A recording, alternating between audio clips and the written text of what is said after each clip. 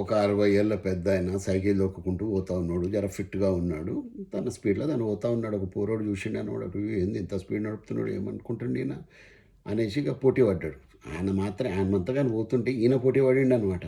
పోటీ పడి తొక్కుతానే ఉన్నాడు. పెద్దాయన కూడా స్పీడ్‌గా తొక్కుతా ఉన్నాడు. ఆఖరికి పెద్దాయన ఇల్లు వచ్చింది. ఆయన బండి ఆపేసి ఇంట్లోకి వెళ్ళిపోయిండు. ఈడు అప్పుడు చూసుకున్నాడనమాట. వీని ఇల్లు దాటుకొని కిలోమీటర్ వచ్చేసిండనమాట. ఇది పనికిమాలిన రేసులంటే దీన్నే అంటారు. కొంతమంది అంటుంటారు, సార్ నా రేస్‌లో నేను వెనకబడినట్టుగా ఉంది సార్. ఈ జీవితం అన్న ప్రయాణంలో నేను వెనకబడినాను సార్. ఏంది వెనకబడ్డం? అసలు ఇది రేసా? You are creating the race by race ఏం కాదు. ఎవరి ప్రయాణం వాళ్ళది, ఎవరి జీవితం వాళ్ళది, ఎవరి కష్టాలు వాళ్ళది, ఎవరి సక్సెస్ వాళ్ళది, ఎవరి స్పీడ్ వాళ్ళది, ఎవరి పేస్ వాళ్ళది, ఎవరి పీస్ వాళ్ళది, ఎవరి డెస్టినేషన్ వాళ్ళది అంతే. మనం ఏం చేస్తున్నామంటే లేనిపోని ఏమంటారు కంపారిజన్స్, పోల్చుకోవడం అనమాట ఎక్కువైపోయిందండి ఇవాళ రేపు. మరీ ఎక్కువైపోయింది.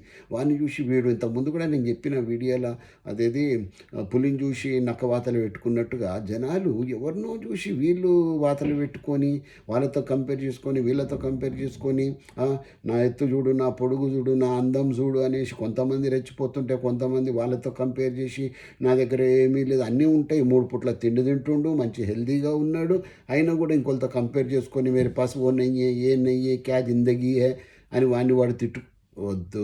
ఎందుకండి ఇవన్నీ పనికిమాలిన మాటలు వద్దు, పనికిమాలిన ఆలోచనలు వద్దు. Yes, life is not a race unless you create. పీస్ఫుల్గా ఉండండి, ముందుకు పోండి, అంతే. ఆగిపోవద్దు జీవితంలో. ముందుకు మెల్లగా పోయినా ప్రాబ్లం లేదు, కానీ ఒకరోజు గమ్యం అయితే చేరుతారు. Success may be delayed but it is not denied. I wish you a pleasant life. హ్యాపీగా బతుకుదామండి, పీస్ఫుల్గా బతుకుదాం, పీస్ఫుల్గా పోదాం. ఓకే, బాయ్, టేక్ కేర్, జై హింద్.